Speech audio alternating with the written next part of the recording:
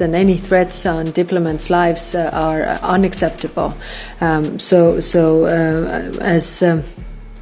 Israel is also a signatory to Vienna Convention. Israeli forces fired upon a diplomatic delegation comprising officials from the European Union, Arab nations and other countries during a humanitarian mission in the Jenin refugee camp on Wednesday. The incident has intensified international scrutiny of Israel's military actions in the occupied West Bank and raised questions about Prime Minister Benjamin Netanyahu's leadership. The delegation, organized by the Palestinian Authority, was assessing the humanitarian situation in Jenin, which has been the site of ongoing Israeli military operations. According to the Israeli Defense Forces, IDF, the diplomats deviated from an agreed-upon route and entered an active combat zone, prompting soldiers to fire warning shots to distance them. No injuries were reported.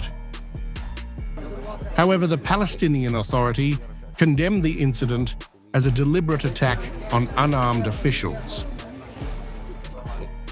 This visit is part of the governmental efforts by the Prime Minister and the Palestinian government to inform the world about the massive Israeli crimes against our people in the Jenin camp.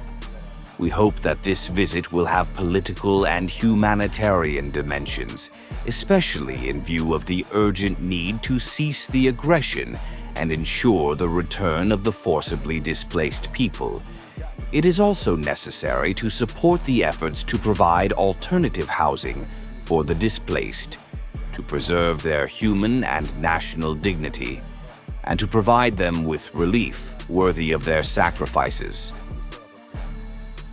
International reactions were swift and critical. European Union Foreign Policy Chief Kaja Kallas called the incident unacceptable and urged Israel to conduct a thorough investigation and hold those responsible accountable.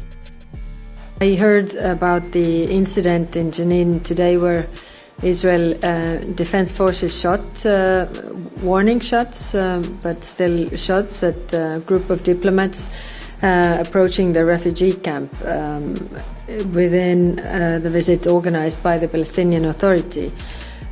We definitely call on Israel to investigate this incident and also hold these accountable who are responsible for this, and any threats on diplomats' lives are unacceptable.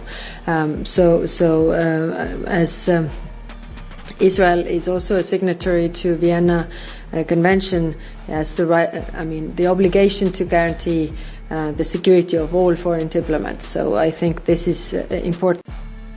Ireland's Foreign Minister Simon Harris described the event as completely unacceptable, and several countries, including France, Italy, Portugal, Germany and Spain, summoned Israeli ambassadors to demand explanations.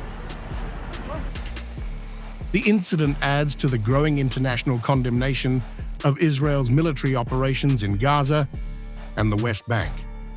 Despite Israeli claims of easing aid restrictions, the United Nations reports that humanitarian aid remains largely undelivered due to insecurity and logistical challenges.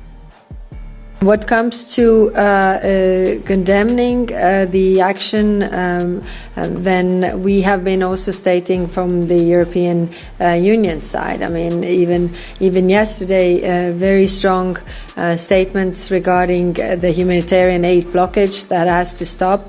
It is humanitarian aid trucks that are mostly funded by European money that are standing there and not getting in, and really to help the people in need in Gaza specifically. So we have been also on the same line.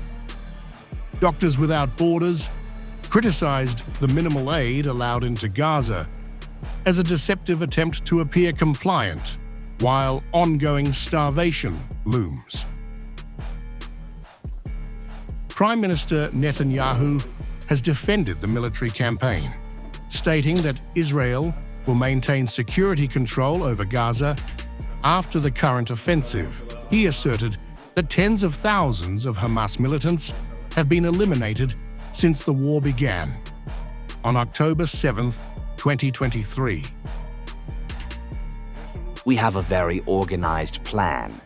We started in Gaza. We eliminated tens of thousands of terrorists. We eliminated the murderers: Mohammed, Daif, Ismail, Haniyeh, Yahya Sinwar, and probably also Mohammed Sinwar. However, the offensive has sparked significant international criticism, with the UK, France, and Canada threatening targeted sanctions unless Israel halts military actions and allows more humanitarian aid. The firing upon the diplomatic delegation in Jenin has further strained Israel's relations with the international community. The incident underscores the challenges facing Netanyahu's government as it navigates increasing global condemnation and calls for accountability.